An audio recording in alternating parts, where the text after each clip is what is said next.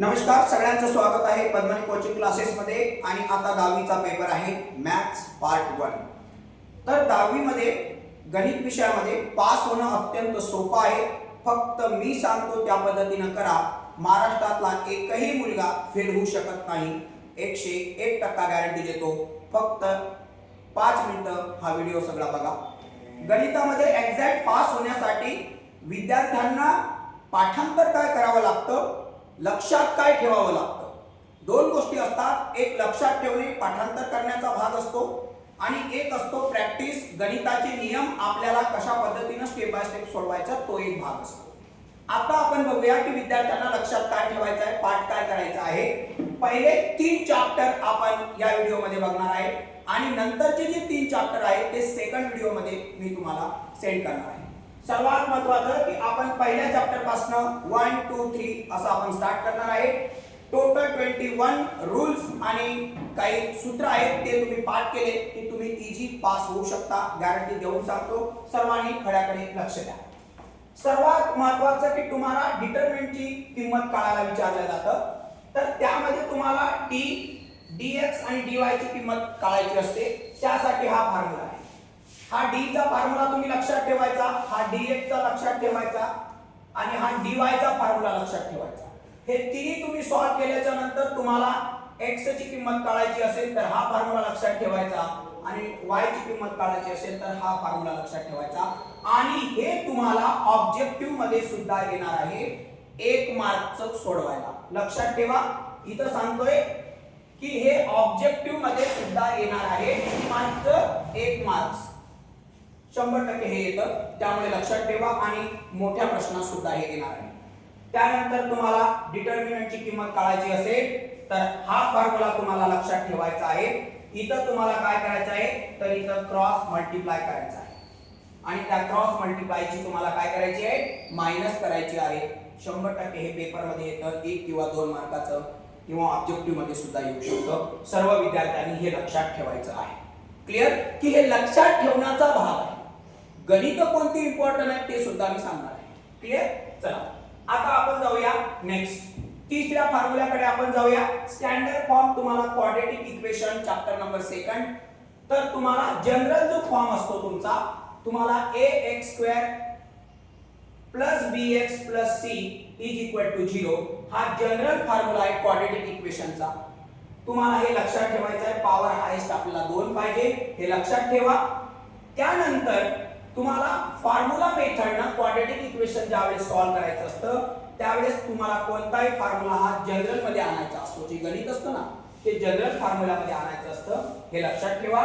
त्यानंतर तुम्हाला ते इक्वेशन सॉल्व करायचं असतं कोणत्या मेथडनं, फॉर्म्युला मेथडनं सॉल्व करायचं असतं। तर हा फॉर्म्युला मेथडचा हा आहे x = -b ± √b² -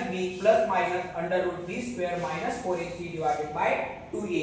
हा फॉर्म्युला तुम्हाला लक्षात ठेवायचा आहे, पाठांतरच करून टाकायचं आहे। हे आहे चॅप्टर नंबर 2 मधला आहे, हे लक्षात ठेवा।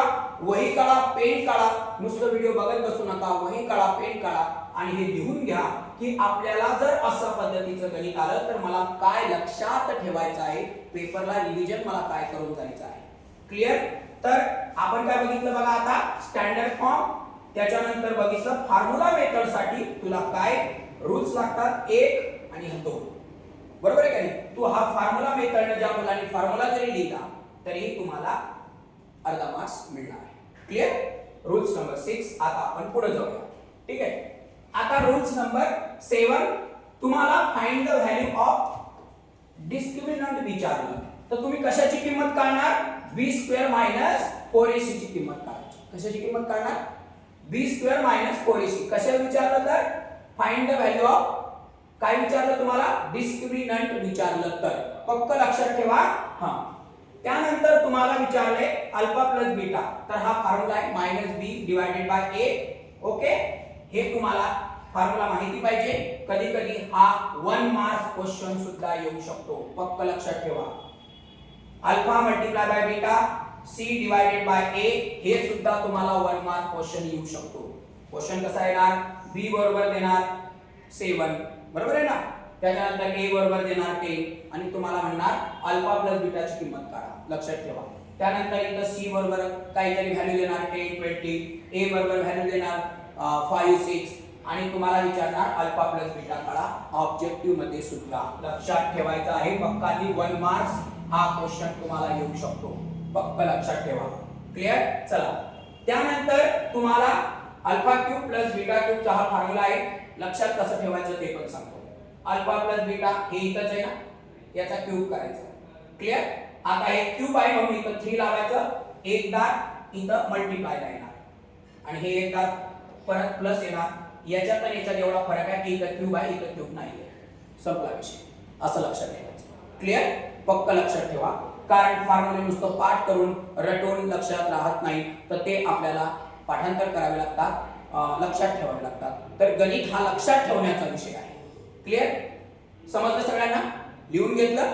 लिहा बरं का, कारण लिहिलं की आपल्या लक्षात राहतं. क्लिअर. याची प्रॅक्टिस करा आणि तुम्हाला याच्यावर मार्क्स येणारच आहे.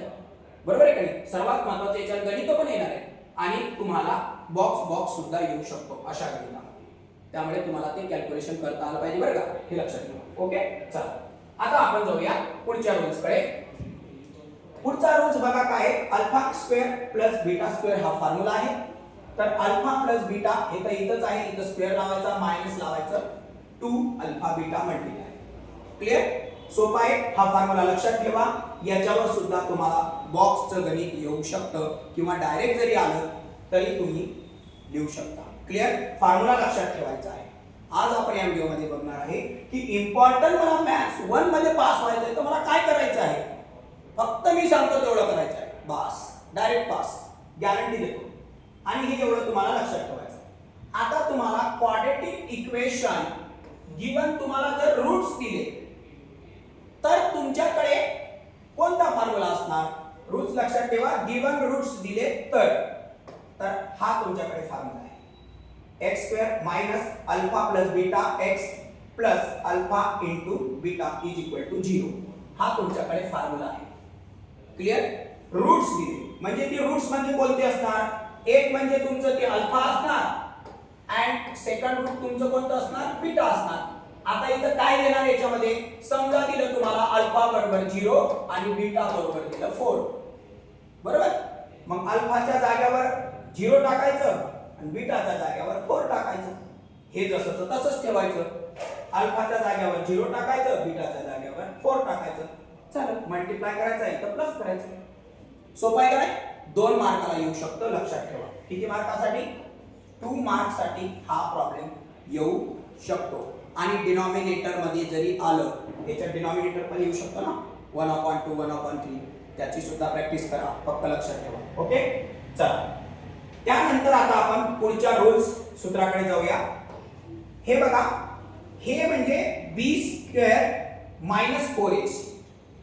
The roots are quadratic equation real and equal. हे कसं असतं तुम्हाला मी सांगतो. हे जे चिन्ह दिसतं ना याची किंमत आहे b स्क्वेअर मायनस 4ac. मी इथं लिहितो तुम्हाला समजण्यासाठी. हे म्हणजे काय आहे तुमचं. तर हे म्हणजे b स्क्वेअर मायनस 4ac आहे. बरोबर. मग आता हे म्हणजे तुमचं काय b स्क्वेअर मायनस 4ac.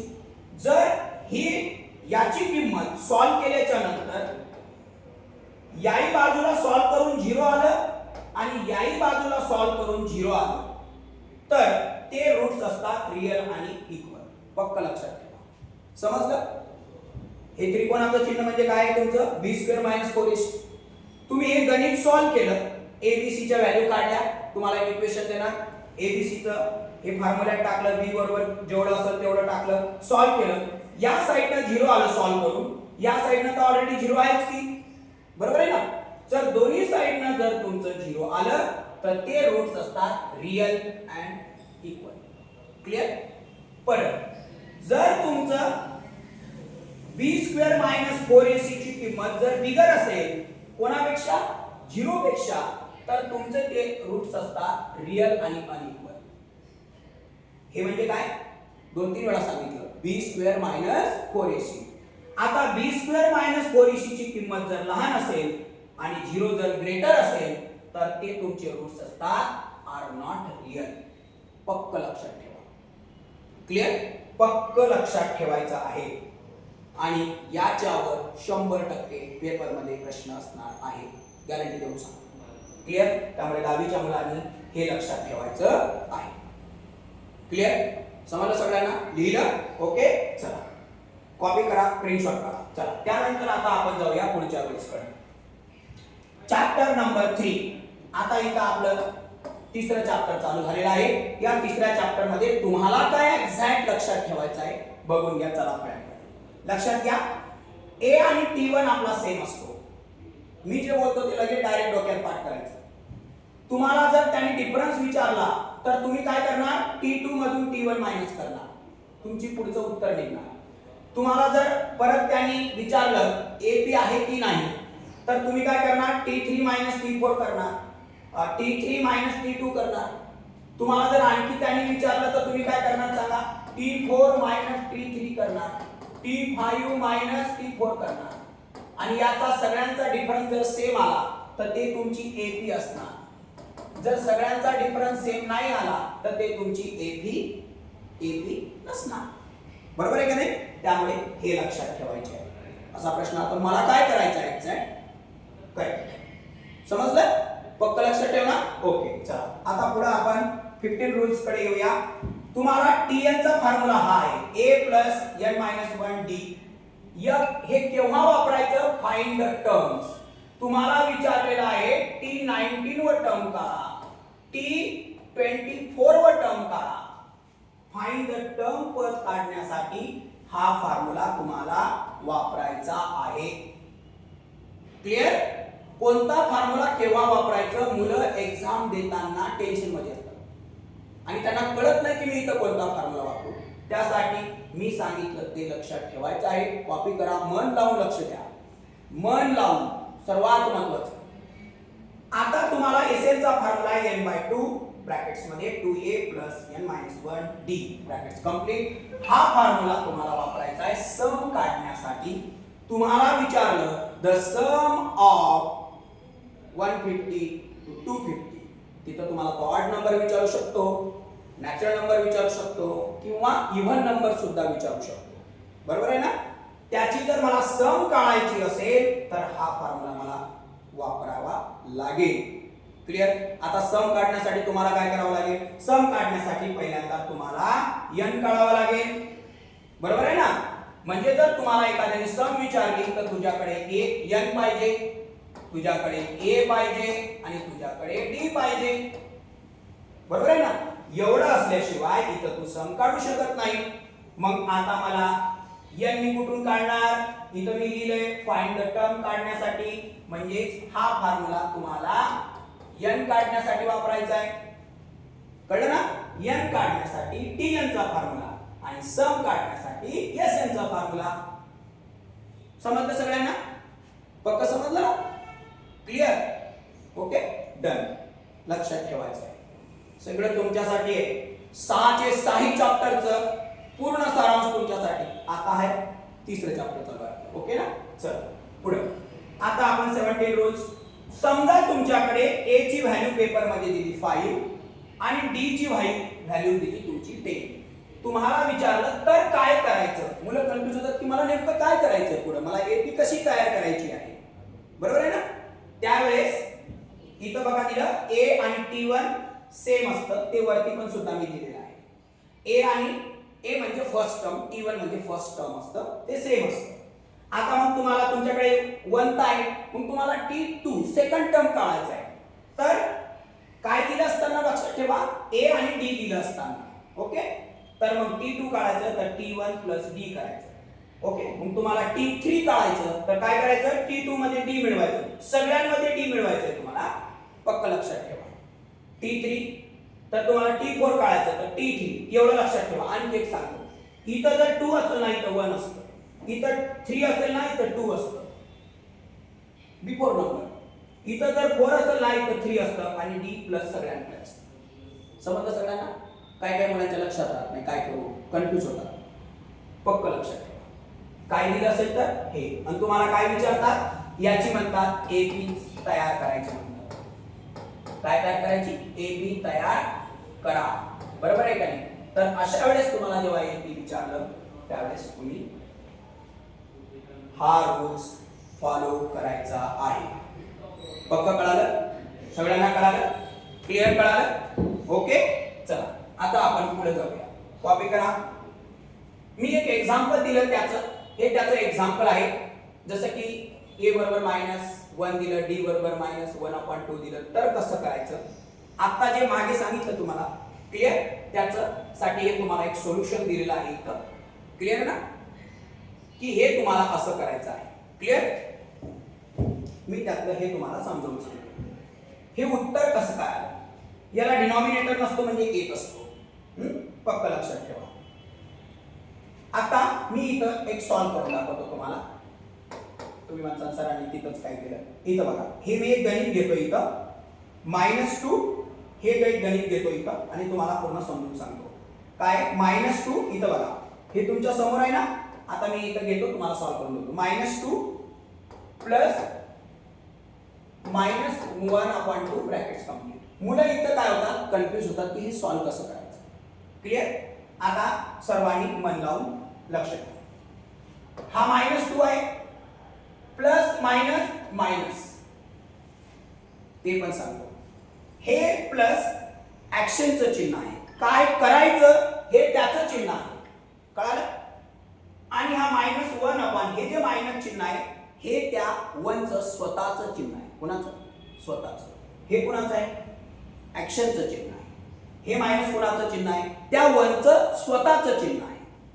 आता प्लस मायनस मायनस हे 1/2 जसंच तसंच.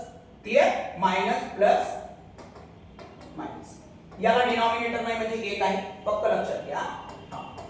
आता याचा गुणाकार करायचा. 2 1 जा 2, क्रॉस मल्टिप्लाय करायचं. क्रॉस 2 2 जा 4, 1 1 जा. आता हे चिन्ह इथं जसंच तसंच. 1 1 जा 1. आता मला सांगा, -4 -1 किती झाले? -5 आणि हा डिनॉमिनेटर जसाचा तसाच. उत्तराला बिगर नंबरचं साइन असतं. सेम साइन करताना काय करतात? प्लस करतात आणि उत्तराला बिगर नंबरचं साइन देतात. माझा एक व्हिडिओ बघून घ्या तुम्ही, रूल्स ऑफ साइन. खूप डिटेल मध्ये तुम्हाला समजावलेलं आहे. कधीच चुकणार नाही, गॅरंटी देऊन सांगतो. क्लिअर? चला, तर हे अशा पद्धतीने आपल्याला हे बघा आलं उत्तर तेवढं तुम्हाला समजावून सांगितलं. हे एक एक्झाम्पल होतं मागच्या रूलचं. ओके, चला आता आपण पुढे जाऊया. Rules number 18, find the sum of natural नंबरची तुम्हाला जर ऍडिशन करायची असेल, नॅचरल नंबर म्हणजे इथं मी दिलेला आहे तुम्हाला 1 2 3 4 5 असं करायचे, 100 पर्यंत मला बेरीज करायची आहे, तर हा फॉर्म्युला वापरायचा. असं विचारलं ना आपल्याला 1 2 3 4 4 4 100 पर्यंतच्या संख्यांची बेरीज करा. तर n म्हणजे काय? 100. इथं 100 ठेवायचे, 100 ठेवायचे, प्लस 1 करायचं, डिवाइडेड बाय 2 करायचं. संपलं. नॅचरल नंबर, कंटिन्यू नंबर हा लक्षात ठेवायचा आहे. अदले बदले नाही. अदले बदले म्हणजे नेमकं किती, तर ते मग प्रॉब्लेम आहे. तुम्हाला n काढावं लागेल, मागे सांगितलेलं आहे. क्लिअर ना? हां, कारण n काढल्याशिवाय तुम्ही सम करू शकत नाही. इथे n आहे तुमचा कंटिन्यू 100, त्यामुळे मध्ये काही करण्याची गरज नाही, कारण ते नंबर कंटिन्यू आहेत, नॅचरल आहे. रूल्स नोट करा, लक्षात ठेवा पक्क. आता शेवटचे 3 मुद्दे अत्यंत महत्त्वाचे आहेत. रूल्स नंबर 18, तुम्हाला 3 कॉन्सिक्युटिव्ह टर्म, तुम्हाला एक क्वेश्चन येतो, 3 कॉन्सिक्युटिव्ह टर्म, ऍडिशन, सबट्रॅक्शन काय असं नसेल ते देऊ शकतो तो पुढे. तुम्हाला विचारतं की ते 3 टर्म, फाइंड द 3 टर्म कोणते आहेत असा प्रश्न विचारला जातो. क्लिअर? 3.3 मध्ये हे सगळे क्वेश्चन आहेत. क्लिअर? आता त्यामध्ये जर काय करायचं असेल तर 3 टर्म कोणते बाबा, तर a मायनस d, a आणि a प्लस d. पाठ करून टाका लगेच, लगेच पाठ करा. आपल्याला उशीर नाही पाहिजे, लगेच पाठ करा. क्लिअर? समजलं सगळ्यांना? ओके, चला हे पाठ करा. आता त्याने अजून तो तिथं आपल्याला नोट पण देतो. प्रश्न देत असताना नोट आपल्याला देत असतो. अजून दॅट 3 कॉन्सिक्युटिव्ह टर्म हे आहे. समजलं? त्यामुळे हे तुम्हाला लक्षात ठेवता आलं पाहिजे. खूप सोपं आहे ना? नोट करून घ्या, लक्षात ठेवा, कारण हे तुम्ही एवढं जरी लिहिलं, गणित आलं एवढं जरी लिहिलं तरी तुम्हाला अर्धा मार्क्स मिळतो. क्लिअर ना? ओके, पुढं तुम्हाला माहितीच आहे काय करायचं आहे ते. गणित सॉल्व करताना तुम्ही शिकलेले असाल. ओके, त्यानंतर 20 रूल्स हे आहे. 4 कॉन्सिक्युटिव्ह टर्म तुम्हाला विचारलं की सम ऑफ द 4 कॉन्सिक्युटिव्ह टर्म किंवा मग थर्ड फोर्थ कॉन्सिक्युटिव्ह ॲडिशन जे काही तो बाय कंडिशन देणार त्या क्वेश्चन मध्ये, अशा वेळेस तुम्हाला ते 4 कॉन्सिक्युटिव्ह टर्म कोणते आहे तर ते हे आहे. Clear? a minus D, a plus D, a plus 2d. फक्त लक्षात ठेवा, लगेच पाठ करा, तुमच्या समोर आहे आणि हे भाग तुम्हाला असा भाग आहे की तो तुम्हाला लक्षातच ठेवावा लागणार आहे. बरोबर आहे? कारण याच्याशिवाय अशा पद्धतीचं गणित आलं तर ते पुढे जाऊ शकत नाही. लिहा, पाठ करा डायरेक्ट डोक्यात. क्लियर? चला, त्यानंतर आहे तुम्हाला 5 कॉन्सिक्युटिव्ह टर्म जर आले तर काय करायचं. एखादं गणित येऊ शकतं की first and fourth term addition is that dash असं येऊ शकतं. थर्ड अँड फिफ्थ उलट पालट काय पण येऊ शकतं. बरोबर आहे ना? तर अशा वेळेस ते 5 कॉन्सिक्युटिव्ह टर्म कोणते तर हे ते 5 कॉन्सिक्युटिव्ह टर्म आहेत. एवढं मात्र तुम्ही पक्क लक्षात ठेवायचं आहे. अशा पद्धतीनं हे होतं चॅप्टर नंबर 3 पर्यंत आपण तुम्हाला सांगितलेलं आहे. बरोबर की 3 चॅप्टर तुम्हाला मी सांगितलेलं आहे. 3 चॅप्टर पर्यंत तुम्हाला हे लक्षात ठेवायचं आहे. आणि जर तुम्ही एवढं जर तुम्ही लक्षात ठेवलं तर तुम्हाला मी गॅरंटी देऊन सांगतो, सर्व मुलं टोटल हे 3 चॅप्टर मध्ये एवढं जरी लक्षात ठेवलं तरीही तुम्हाला चांगले मार्क्स मिळू शकतात. आता मी किती चॅप्टरचं सांगितलं या व्हिडिओमध्ये तुम्हाला? 3 चॅप्टरचं सांगितलं. नेक्स्ट पार्ट व्हिडिओ 2 मध्ये मी तुम्हाला 4th, 5th आणि 6th चॅप्टर मध्ये पास होण्यासाठी एक्झॅक्ट काय लक्षात ठेवायचं आहे ते तुम्हाला मी सांगणार आहे. तत्पूर्वी हा व्हिडिओ तुमच्या मित्राला पाठवा आणि तुम्ही सुद्धा प्रॅक्टिस करा आणि 100% पास व्हा. तुम्हाला शुभेच्छा. थँक्यू. धन्यवाद.